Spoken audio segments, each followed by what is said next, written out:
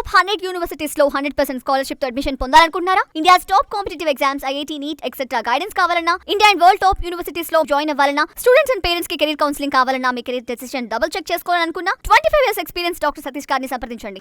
నమస్తే, నేను మీ doctor Satish IRS మాట్లాడుతున్నాను.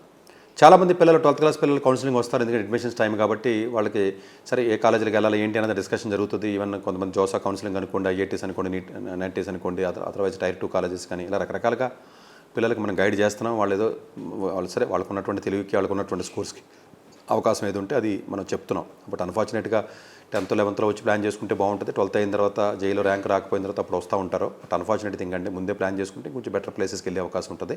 సరే, అది టాపిక్ పక్కన పెడదాం.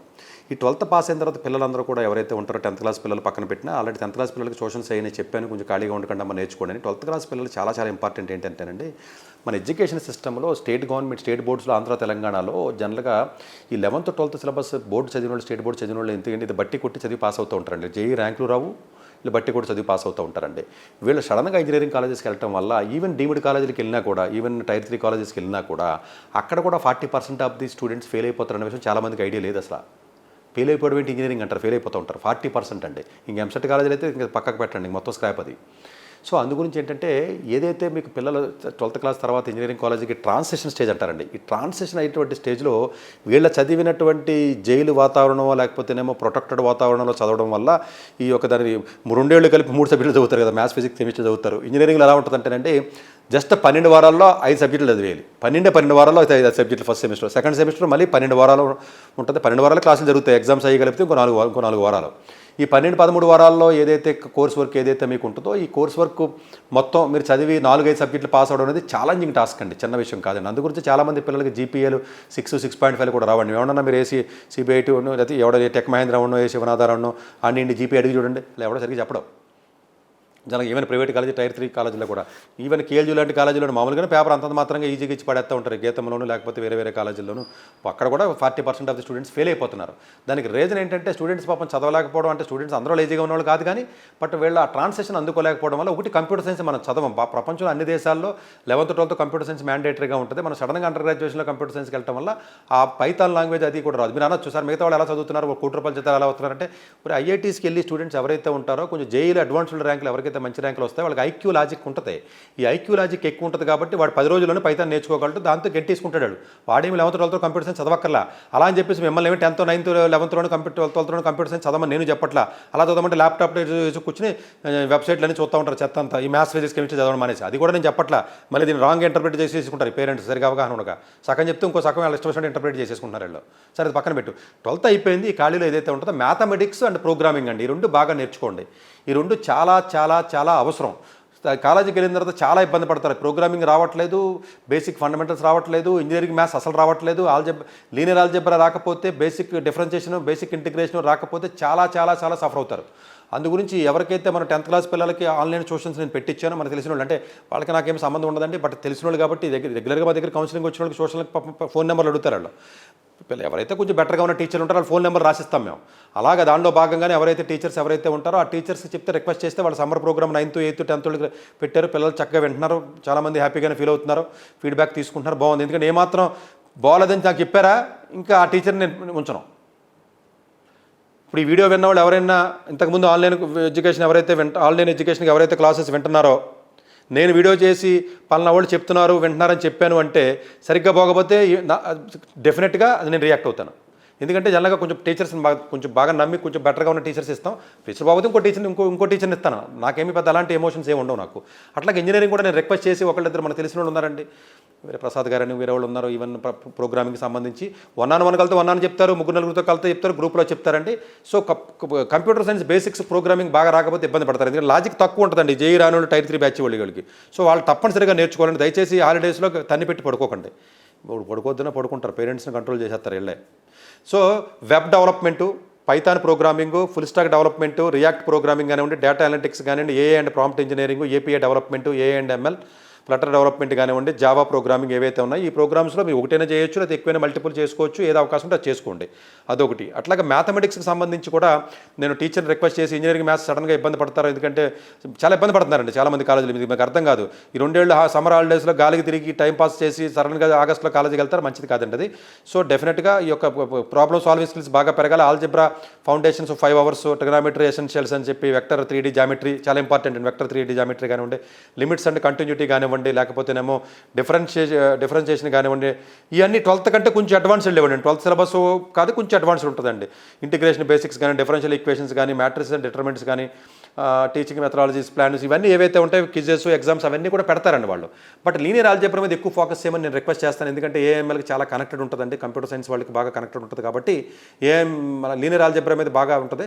స్టాటిస్టిక్స్, ప్రాబబిలిటీ సిలబస్ నాకు పెట్టలేదు, అది కూడా రిక్వెస్ట్ చేసి statistics, probability, permutations and combinations కూడా కొంచెం కోర్సెస్ పెట్టి వీలున్నంత వరకు కొంచెం క్రాష్ కోర్స్ కింద రిక్వెస్ట్ చేసి నేను చెప్పాను. బట్ నేను కింద మీరు డైరెక్ట్గా లాస్ట్ టైం అయితే గూగుల్ ఫామ్ పెట్టానండి. ఇప్పుడు గూగుల్ ఫామ్ పెడితే 100 మంది 100,000 వచ్చేసి మేము మా వల్ల అవ్వట్లేదు అంటున్నారు.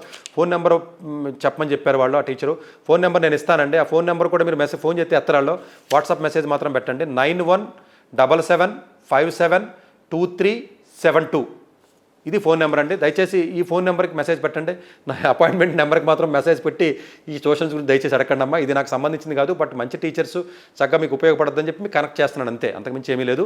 బట్ డెఫినెట్గా ఒక టీచర్ బాగా చెప్పకపోతే మాత్రం నాకు చెప్పండి, డెఫినెట్గా టీచర్ని మారుస్తాను. ఇప్పుడు దాకా స్కూల్ లాస్ట్ ఇయర్ చెప్పించాను, చాలా బాగుంది, సక్సెస్ అయిందని ప్రోగ్రామ్. ఈసారి సమ్మర్ చెప్పిస్తున్నాను, చాలామంది పిల్లలు బెనిఫిట్ అవుతున్నారు. సెకండ్ బ్యాచ్ కూడా పెట్టమని చెప్పారు, పెట్టాను, చాలా హ్యాపీగా ఉన్నారు, బాగుందని చెప్పారు. బాగోలేదని ఫీడ్బ్యాక్ నాకు ఒక్కడు కూడా రాలేదు. అలా వచ్చిందనుకోండి వెంటనే నేను మాట్లాడతాను, ఎందుకంటే నేను ఒక టీచర్ నెంబర్ ఇచ్చి బాగా చెప్పకపోతే నాదే బాధ్యత కదండి. డెఫినెట్గా వాళ్ళు ఉంటారు, బట్ వాళ్ళు టీచర్స్ కాబట్టి వాళ్ళు ఏదో పేమెంట్ నాకు తెలియదు, దాంట్లో నేను ఇన్వాల్వ్ అవ్వను. వాళ్ళ అమౌంట్ ఎంత అడిగితే అంత అమౌంట్ మీరు ఇవ్వగలిగితే ఇచ్చుకోండి, చెప్పించుకోండి. బట్ మీరు ఇక్కడ కాకపోయినా వేరే చోట నేర్చుకోండి, ఇది కనీసం. ఇట్స్ నాట్ అబౌట్ నేను ఇక్కడ నేర్చుకోమని కాదు, మీకు చెప్పాలి కాబట్టి చెప్తున్నాను. బట్ చాలామంది మళ్ళీ వెంటనే ఎక్కడ నేర్చుకోవాలి సార్, టీచర్ నెంబర్ ఇవ్వండి సార్, మీరు చెప్పేస్తే సరిపోదు కదా, నా మీద అడిపోతున్నారు కాబట్టి తప్పక నేను ఇస్తున్నా. ఇప్పుడు నేను చెప్పు తెలిసారనుకోండి, ఎవడు చెప్తాడు సార్ చూసాను మాకు నెంబర్ ఇవ్వండి, లేదా ఎవడు చెప్తాడు సార్ ఇవన్నీ మాకు బాగా చెప్పాడు, ఎలా తెలుస్తాడు, మమ్మల్ని మోసం చేస్తారని మీరే చెప్తారు కదా జనాలు అని అంటారు మీరు. సో అందు గురించి నేను ఇది చెప్పడం జరుగుతుందండి, ఎందుకంటే ఇప్పుడు నా పేరు చెప్పి చాలామంది మోసం చేసేస్తున్నారు. ఇప్పుడు ఇంతకుముందు ఛానల్లో పనిచేసిన ఛానల్లో కానీ ఈ టీలు మోసేవాళ్ళు, లేకపోతే మేము అపాయింట్మెంట్ బుక్ చేసేవాళ్ళు కూడా సతీష్ గారి టీం అని చెప్పి మోసం చేసి వేలు లక్షలు సంపాదించేస్తున్నారు. మేబీ కోట్లలోకి వెళ్ళిపోతారు, మనకు తెలియదు, కానీ నా మీద వచ్చి నా మీద పడిపోతున్నారు. వాళ్ళకి డబ్బులు నేను ఇవ్వాల్సి వస్తుంది, ఎవడో మోసం చేసిందని కర్మ అంతే, అది నేనేం చేయలేను, అది పక్కన పెట్టండి. సో ఇదైతే మొదలు ఓవరాల్గా మీరు అర్థం చేసుకోవాల్సింది ఏంటంటే, దయచేసి ఖాళీగా మాత్రం ఉండకండి అమ్మ. 12th పాస్ ఒక్కరోజు కూడా ఖాళీగా ఉండండి, చాలా ఇబ్బంది పడతారు కాలేజీకి వెళ్ళిన తర్వాత. చాలా జీపీఏ పడిపోతే, జీపీఏ 9.5 వస్తే తప్ప రేపొద్దున ఫ్యూచర్లో జాబులు కానీ హైయర్ స్టడీస్ కానీ వచ్చి సందర్భం లేదు. చాలా వీక్గా ఉంటున్నారు ఇక్కడ మన ఎంసెట్ స్టూడెంట్స్, జేఈ రాని స్టూడెంట్స్ చాలా అంటే చాలా. సో దయచేసి బాగా స్ట్రెంగ్తన్ చేసుకోండి, హాలిడేస్ని బాగా యూజ్ చేసుకోండి 12th క్లాస్ పిల్లలు ప్రతి స్టూడెంట్ కూడా.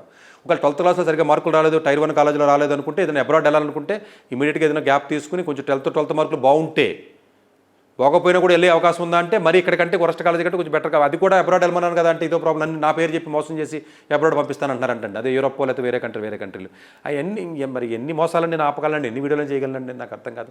అబ్రాడ్ కూడా టైర్ 1 కాలేజీకి వెళ్ళాలి, ఆ కాలేజీలు కూడా ఎవరి ఇయర్ మారిపోతూ ఉంటాయి. మనం చూడండి క్యూఎస్ వరల్డ్ ర్యాంకింగ్ చూసుకుని వెళ్ళండి, టాప్ కాలేజీలు నేనే చెప్పి మళ్ళీ క్యూఎస్ ర్యాంకింగ్ బోగస్ ఉంది, విఐటి వాడు పైకి వెళ్ళాడు, ఐఐఎస్సి బెంగళూరు కంటే ఐఐటి కాన్పూర్ కంటే తప్పు కదా, లవ్లీ ప్రొఫెషనల్ యూనివర్సిటీ పైకి వెళ్ళాడు, నేనే వద్దని చెప్తున్నాను. ఇవన్నీ ఎవరి ఇయర్ మారిపోతాయి. ఒకప్పుడు బీబీఏ గారు నేనే చెప్పాను, కొన్ని కాలేజీలకు నేనే వద్దని చెప్తున్నాను. ఇప్పుడు ఇలా రకరకాల ఆస్పెక్ట్స్, ట్రెండింగ్ మారిపోతూ ఉంటుంది, డిమాండ్ మారిపోతూ ఉంటుంది, కంట్రీస్ మారిపోతూ ఉంటాయి, కోర్సులు మారిపోతూ ఉంటాయి, ఇవన్నీ చాలా ఆస్పెక్ట్స్ ఉంటాయి. కాబట్టి అవన్నీ దృష్టిలో పెట్టుకుని వెళ్ళాలి. అవి కూడా టైర్ 1 కాలేజీ, ప్రీమియర్ కాలేజీకి వెళ్తే బాగుంటుందండి, ఎడ్యుకేషన్ బాగుంటుంది, చక్కగా మీరు నేర్చుకోవచ్చు. జాబ్ ఏముందని అక్కడ కాదు ఇంకో చోట చేసుకోవచ్చు అండి. జాబ్ ఇంపార్టెంట్ కదా, ముందు నాలెడ్జ్ రావడం important, job is not the important. So ఇవన్నీ దృష్టిలో పెట్టుకుని మీరు డిసిషన్ తీసుకోండి. కొంచెం మంచి కాలేజీకి చదివితే ఉద్యోగాలు వచ్చే పరిస్థితి ఉన్న విషయాన్ని మీరు గమనించండి.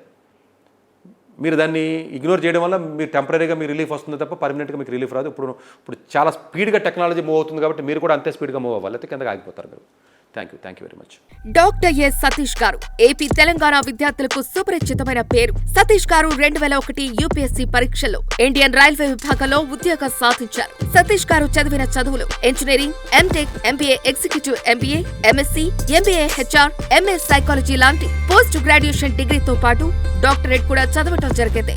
సతీష్ గారు నిరంతర విద్యార్థి. అలాగే సతీష్ గారు పలు ప్రతిష్టాత్మక కాంపిటేటివ్ పరీక్షలో, యూపీఎస్సీ నిర్వహించే సివిల్ సర్వీస్ పరీక్షలో 179వ ర్యాంక్, అలాగే ఇంజనీరింగ్ సర్వీస్ లో 24వ ర్యాంక్, గేట్ ఎగ్జామ్ లో 4వ ర్యాంక్, క్యాట్ ఎగ్జామ్ లో 99.8%, జిమాట్ 76 స్కోర్, ఇలా పలు కాంపిటేటివ్ ఎగ్జామ్స్ లో మొదటి ప్రయత్నంలోనే ఎన్నో ర్యాంకులు సాధించారు. ఎన్ని క్వాలిఫికేషన్ డిఫరెంట్ పరీక్షలో ర్యాంకులు సాధించిన వ్యక్తులు మన ఇండియాలో చాలా అరుదనే చెప్పాలి. ఇలాంటి అకాడమిక్ లో పరంగా, కాంపిటేటివ్ పరంగా ఇన్ని ర్యాంకులు సాధించడంతో పాటుగా గవర్నమెంట్ ఉద్యోగం చేస్తూ పలు అవార్డులు తీసుకున్నారు. సతీష్ గారికి జోనల్ లెవెల్లో general manager award, all India లెవెల్లో నేషనల్ లైఫ్ టైమ్ అచీవ్మెంట్ గుర్తింపు దక్కాయి. అక్రిసియేషన్ of president lifetime Sevasri award Andhra Pradesh మంత్రి నుంచి అందుకున్నారు. వీటితో పాటు పలు రకాల అవార్డులను అందుకున్నారు. ఎన్నో ప్రతిష్టాత్మక ఆర్గనైజర్స్ పర్మనెంట్ మెంబర్ గా ఉన్నారు. కష్టపడి పైకి వచ్చిన వ్యక్తి కావటం వల్ల గత 20 సంవత్సరాల నుంచి ఎంతో మంది చిన్నపిల్లల దగ్గర నుంచి 5, 6 తరగతుల విద్యార్థుల నుంచి పెద్ద పెద్ద పీజీ, పిహెచ్డీ కాలేజీలకు వెళుతూ విద్యార్థులకు అవగాహన కల్పిస్తుంటారు. ప్రతి విషయంపైన డాక్టర్ సతీష్ గారు స్పష్టమైన అవగాహన కలిగి ఉన్నారు. డాక్టర్ సతీష్ బలంగా నమ్మే సూత్రం ఏంటంటే అవేర్నెస్ ఈజ్ ఎవ్రీథింగ్. మనిషికి అవేర్నెస్ ఉంటే ఏదైనా సాధించగలరు. ఒక్క మోటివేషన్ తోనే కాదు, ఏది చేయాలి, ఏది చేయకూడదు, ఎలాంటి డెసిషన్ తీసుకోవాలి అన్న విషయాలపై, ముఖ్యమైన విషయాలపై అవగాహన కల్పిస్తుంటారు. అలాగే గవర్నమెంట్, ప్రైవేట్ జాబులే కాకుండా ప్రపంచ దేశాల్లోని జాబ్స్ పై కూడా అవగాహన కల్పిస్తుంటారు. ఉద్యోగాలతో పాటు పెద్ద చదువులైన ఐఐటి వంటి వాటిపై సెషన్స్ నిర్వహిస్తూ ఉంటారు. ఇప్పటి వరకు 3 లక్షల సెమినార్స్ ఒక్క రూపాయి తీసుకోకుండా ఉచితంగా నిర్వహించారు. ఇందులో భాగంగా మన 99 టీవీ ద్వారా విద్యార్థులకు మోటివేషన్ ఇవ్వటానికి మీ ముందుకు వస్తున్నారు డాక్టర్ సతీష్ గారు.